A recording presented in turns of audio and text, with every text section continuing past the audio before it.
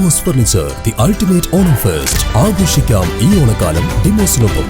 നീണ്ടകരയിലെ കുടുംബവും അവിടെ അവരാവശ്യമുയർത്തുന്നത് ആ അമ്മയുടെ ഒരു ആവശ്യമായിട്ട് പറഞ്ഞത് ഇളയ മകനുണ്ട്. ആ ഇളയ മകന് KMM-ൽ ജോലി കൊടുക്കണമെന്നുള്ളതാണ്.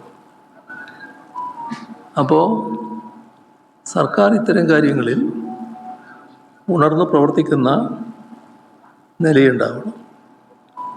ഒരു കാര്യം അർത്ഥശങ്കക്കിടയില്ലാതെ വ്യക്തമാക്കുകയാണ്. നേരത്തെ പറഞ്ഞിട്ടുള്ളതാണ്. ദുരിതാശ്വാസ പുനരധിവാസ പ്രവർത്തനങ്ങൾക്ക് പ്രതിപക്ഷത്തിൻ്റെ പൂർണ്ണമായ സഹകരണവും പിന്തുണയും ഉണ്ടാകും. ഇപ്പോൾ കാലവർഷക്കെടുതിയിൽ നമ്മുടെ സംസ്ഥാനത്തിന് 127 കോടിയിൽ പരം രൂപയുടെ കാർഷിക നഷ്ടം ഉണ്ടായി എന്നാണ് പ്രാഥമികമായി വന്നിട്ടുള്ള കണക്ക്. ഇത് വർദ്ധിക്കുകയും ചെയ്യും. ഇതിപ്പോഴുള്ള ആദ്യത്തെ ഒരു കണക്കാണ്.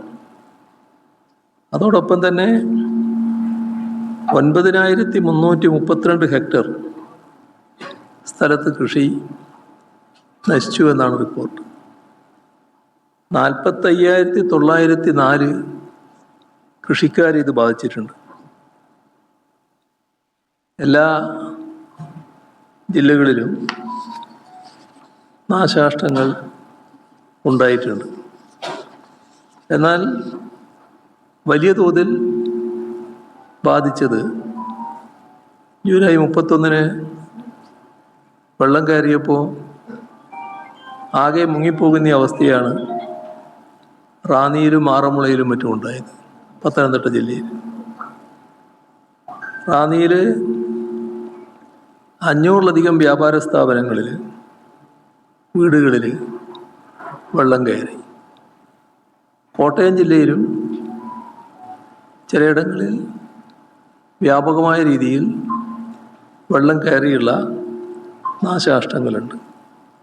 ഇപ്പോൾ കോടിക്കണക്കിന് രൂപയുടെ നഷ്ടം, പ്രത്യേകിച്ച് ഓണക്കാലമായതുകൊണ്ട് ഓണത്തിന് വേണ്ടിയുള്ള സാധനങ്ങളൊക്കെ സംഭരിച്ചു വെച്ചതാണ്.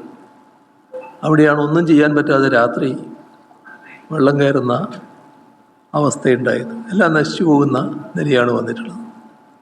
ഇപ്പോൾ പത്തനംതിട്ട, കോട്ടയം, ഇടുക്കി, ആലപ്പുഴ ഈ ജില്ലകളിലെ പ്രളയനില അതിരൂക്ഷമായിരുന്നു.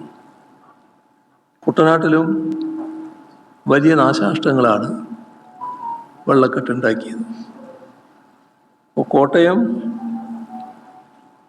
ജില്ലയിൽ പൂഞ്ഞാറ്, അതുപോലെ ഇടുക്കിയിൽ കുടയത്തൂർ, പത്തനംതിട്ടയിൽ ചിറ്റാർ, കോന്നി, കൊക്കത്തോട് ഇവിടങ്ങളിലെല്ലാം ഉരുൾപൊട്ടലുമുണ്ടായി. കോട്ടയത്ത് തിക്കോയിലും വലിയ തോതിലുള്ള വെള്ളം കയറി നാശങ്ങൾ ഉണ്ടാക്കിയിട്ടുണ്ട്. അതുപോലെ തന്നെ തലനാട്ടിൽ കൂട്ടത്തോടെ 11ഓളം പശുക്കൾ മുങ്ങിച്ചാകുന്ന നിലയുണ്ടായിട്ടുണ്ട്. കണ്ണൂർ ചെറുപുഴയിൽ മണ്ണിടിച്ചിലുണ്ടായി. ആറളം ഫാമിലും വെള്ളം കയറി. ആലുവ ശിവരാത്രി മണപ്പുറം ക്ഷേത്രം പൂർണ്ണമായി തന്നെ വെള്ളം കയറുന്ന സ്ഥിതിയുണ്ടായി. മണ്ണിടിച്ചിലിൽ പാൽച്ചുരവും താമരശ്ശേരി ചുരവും അടച്ചതുകൊണ്ട് ആ ഘട്ടത്തിൽ വയനാട് ജില്ല തന്നെ പൂർണ്ണമായി ഒറ്റപ്പെടുന്ന അവസ്ഥയുണ്ടായി.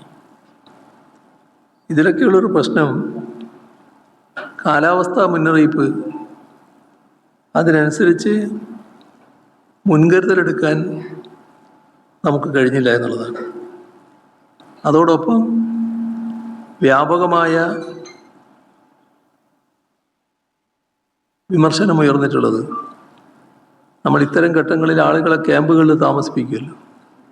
ആ ക്യാമ്പുകളിൽ സൗകര്യമൊരുക്കുന്നതിൽ വീഴ്ചയുണ്ടായി എന്താണ്?